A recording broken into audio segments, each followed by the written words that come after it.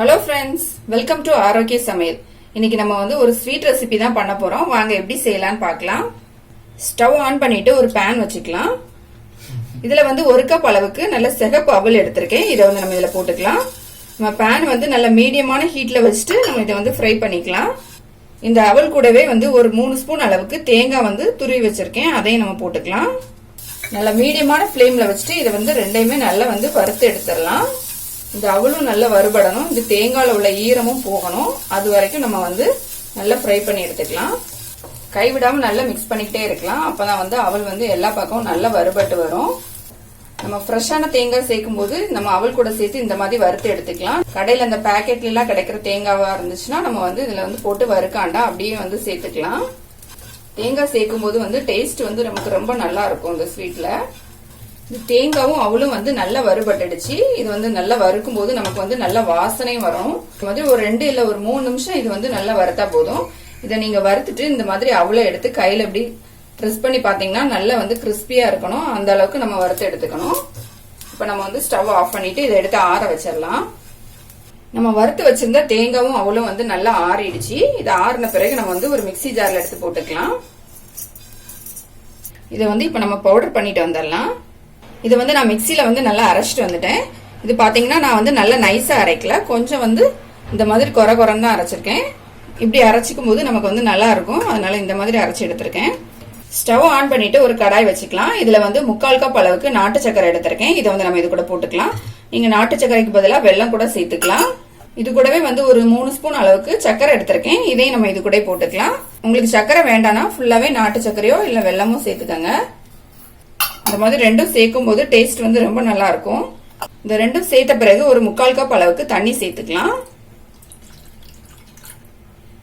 1 spoon அளவுக்கு நெய் போட்டுடலாம். இதுல நம்ம போட்டிருக்க இந்த நாட்டு சர்க்கரையும் நல்லா மெல்ட் ஆகட்டும்.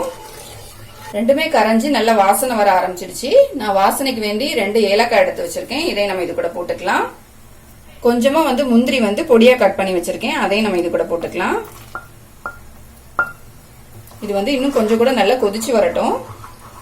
இந்த மாதிரி நல்ல நுர கொதிக்க ஆரம்பிக்கும் போது நம்ம மிக்சியில பொடி பண்ணி வச்சிருந்த இந்த அவலும் தேங்காவும் போட்டு நல்லா மிக்ஸ் பண்ணிக்கலாம். இது நல்லா ட்ரை ஆகி வரணும். அதனால அது வரைக்கும் நம்ம மிக்ஸ் பண்ணிக்கிட்டே இருக்கலாம். மீடியமான ஃப்ளேம்ல வச்சுட்டே நம்ம இதை மிக்ஸ் பண்ணிக்கலாம். நம்ம அவல் சேர்த்தனால தண்ணி எல்லாத்தையுமே அது சீக்கிரமா உறிஞ்சிடும். அதனால நம்ம கைவிடாம மிக்ஸ் பண்ணிக்கிட்டே இருக்கலாம். நம்ம அவல் சேர்த்துட்டு ஒரு 1 நிமிஷம் இதை மிக்ஸ் பண்ணா போதும். ரொம்ப டைம் ஆகாது, சீக்கிரமாவே ரெடி ஆயிரும்.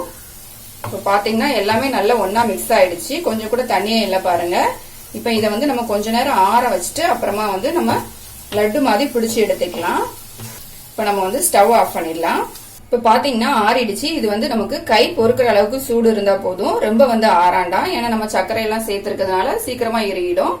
கை பொறுக்கிற அளவு சூடு வந்த பிறகு எடுத்து இந்த மாதிரி லட்டு மாதிரி பிடிச்சிக்கலாம்.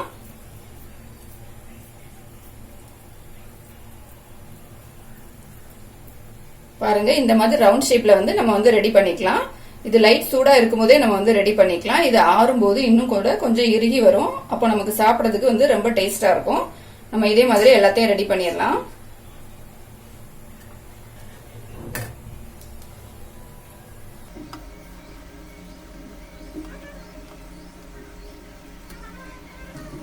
அவ்வளவுதாங்க, நம்மளோட டேஸ்டான சிகப்பு அவல் லட்டு ரெடி ஆயிடுச்சு.